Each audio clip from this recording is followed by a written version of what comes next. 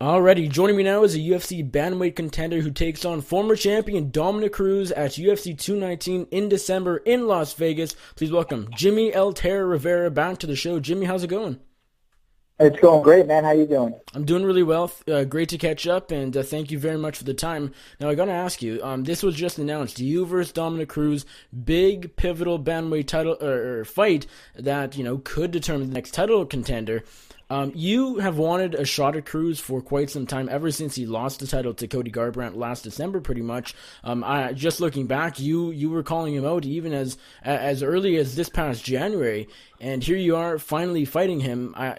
Your priorities were him or title shot, Garbrandt, Dillashaw winner. I gotta imagine you're really, really happy. I'm super stoked. I mean, I get to fight in Vegas. The last time I ever did a Golden Fire wasn't so successful, so I need to go back and make a statement. But it's the fight that makes the most sense right now. You know what I mean? I got a five fight winning streak. I beat the best. It's time to fight the next person that's the best, so I can get a title shot.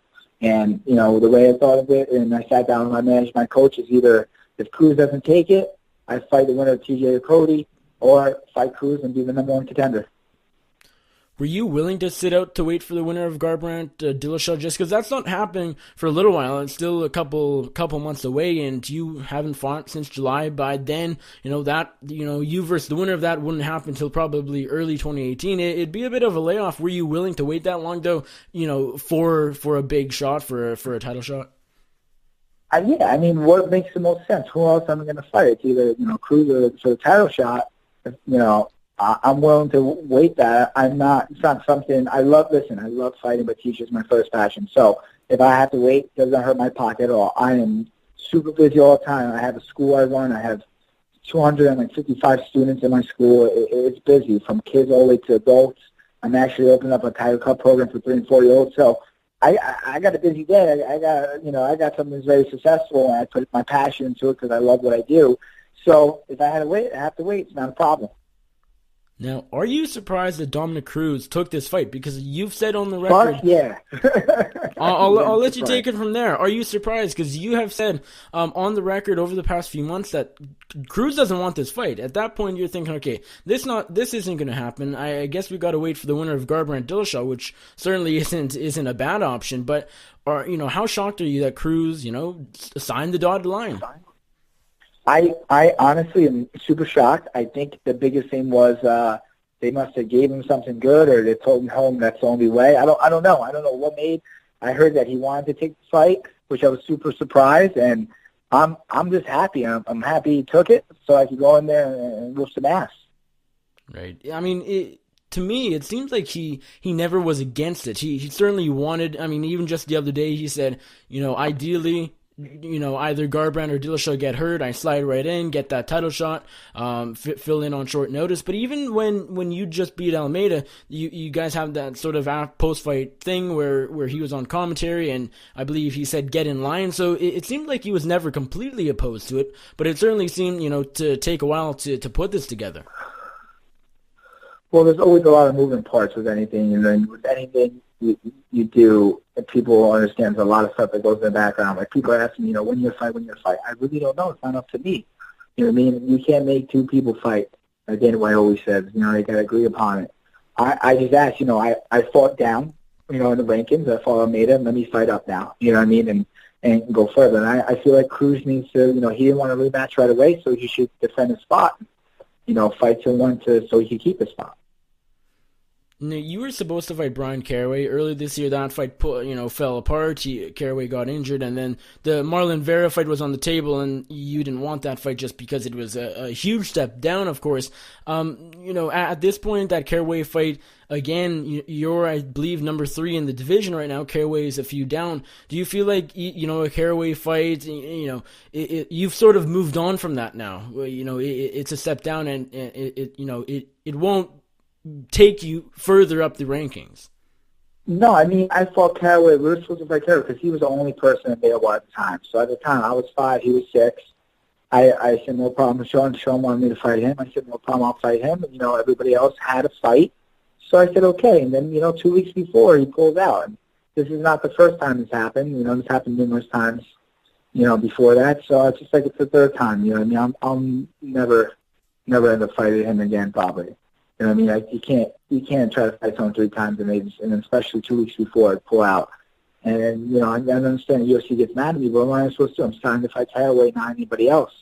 If that happens, then I got to change my whole game, and I got to wait to fight because I trained specifically for him, not for someone else. Sure.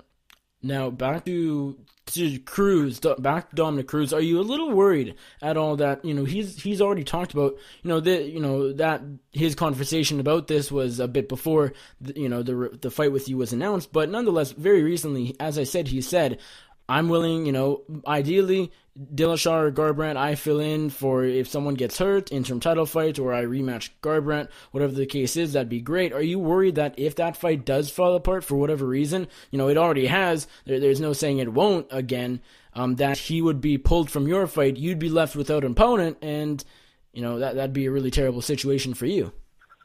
I don't know. I mean, it depends on who gets hurt. I mean, if TJ gets hurt, he fights Cody.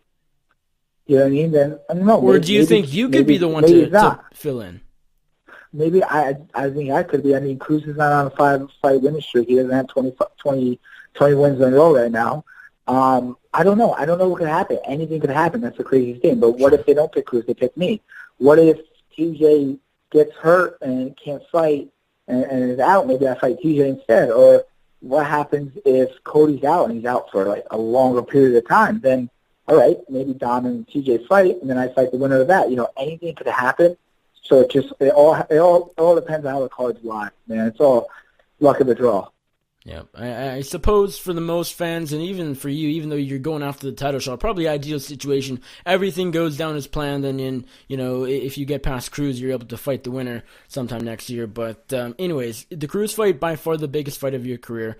Do you do anything differently? Not, I'll ask you about Cruz's sort of funky style in a second, but just because this is such a big fight, probably, title shot on the line, and Cruz is such a big name. Do you do anything different in preparation, or again, you're undefeated in the UFC, whatever you've been doing has worked, you just stick to what you have been doing these past couple of years? No, just stick to what I've been doing. Get ready for the fight like I always do, train my ass off, hard work pays off, and that's all that matters, you know what I mean? As I went and get to Almeida, it was a nonstop, and the guy's a killer. And let me tell you, man, that guy doesn't stop coming, and he's tough as nails. So, I fought the best, and I'm looking forward to the next fight and just keep the same game plan, train my ass off, and go in there and try to get that W. Now, Cruz, as I said, his movement and his style in general is incredibly unorthodox. He has very strange movement, very, very funky footwork, and that's what wins him a lot of his fights. He, of course, has great all-around skills and fundamentals. His striking's good, his wrestling is good, but, he confuses a lot of his opponents. How do you, Garbrandt got past it. How do you plan to prepare for Cruz and what he brings to the table and that unorthodox style of his? With my coaches and my training partners, I have great training partners that can mimic anybody, and I have great coaching. You know what I mean? Unbelievable coaching. So that's all I need, and then get in the gym and just train my ass off. And how much do you look at the Cruz-Garbrandt fight from last December in prep for this fight? Because, you and Garbrandt are slightly similar. You're both power punchers. You're great boxers, of course, and he was able to shut Cruz down. And how much does that, how important is that fight to watch going forward during your prep? Just because, I feel like your best path to victory is sort of doing what Garbrandt did. Well, it's exactly the point. Listen, Cruz was only like a good wrestler. So he never fought someone that could box really well. Now you got someone who's as good as a wrestler, you know what I mean? Because it was close. They took each other down, but they couldn't really hold each other down. You know what I mean? And now it's all about the stand-up. Who has the better boxing and kickboxing? Garbrandt did compared to Cruz, and he opened up. He just showed the world what Cruz wasn't good at. That's like McGregor. Look at McGregor and Mayweather. They fought, and McGregor said, he was honest. He was like, man, I didn't think he was going to fight me on the inside, and I definitely got to work my inside game.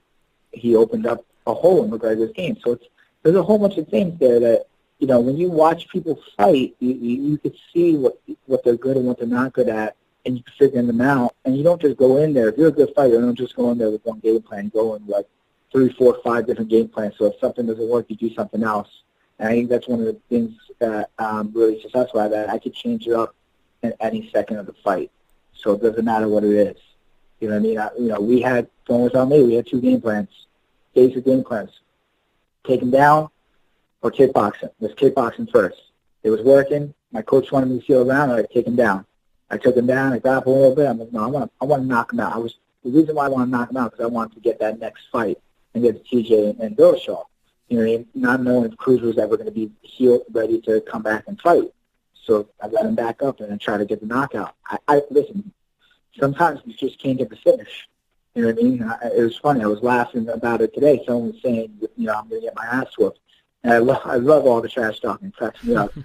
And they're like comparing me because they said Cody finished Dominick in the first round.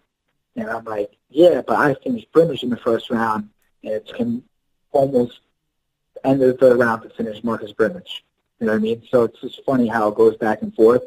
Sometimes you get the shot, sometimes you don't. Almeida, kind of learned from the mistakes and got rocked and learned how to recover better. And he obviously he's taking the fight. The guy's a tough opponent. He's 22-2 for no reason. This guy's unbelievable, Crazy things in the UFC have happened. Certain fighters that you just look at them and they don't really deserve a title shot do get a title shot. Others that have been on tears, look at Jacare Souza, Yoel Romero for a long time. They didn't get title shots, and a good example is Bisping GSP. That's a fight that it's a money fight in a way that really shouldn't be happening. Crazy things. My point is that crazy things have happened, but you not getting a title shot if you do get past Cruz and get the win over the former champ would be one of the craziest things. I gotta imagine you agree that this has to be a number 1 contender fight. Oh, it's definitely a number 1 contender fight. There's no doubt in my mind it's a number 1 contender fight.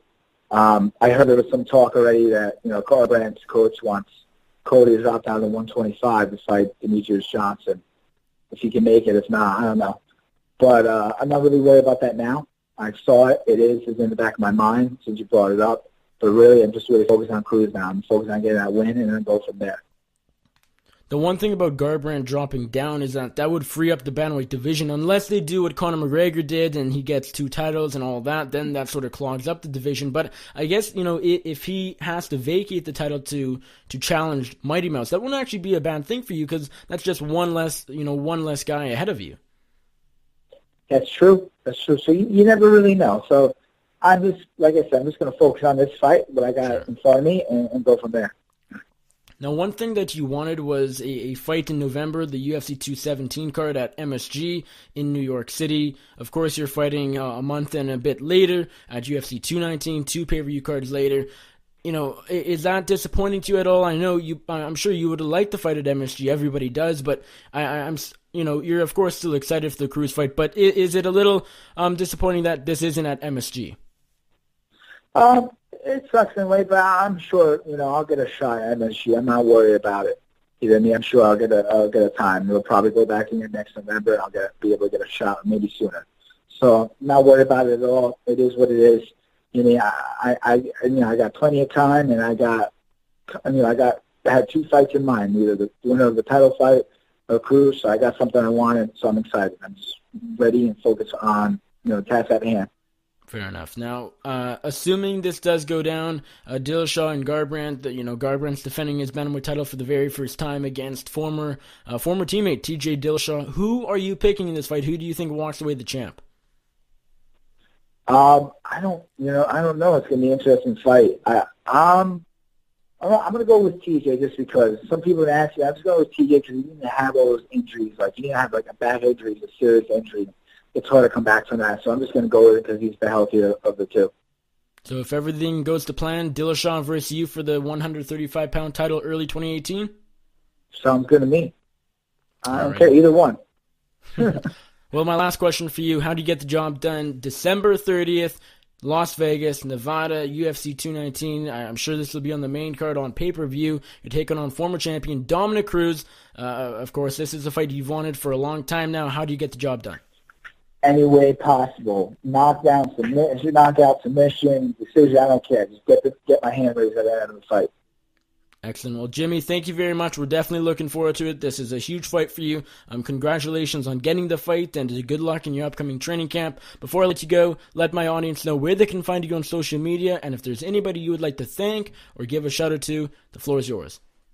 Yeah, just, you guys can find me on Jimmie Rivera 135 on Twitter or Jimmie Rivera on Instagram.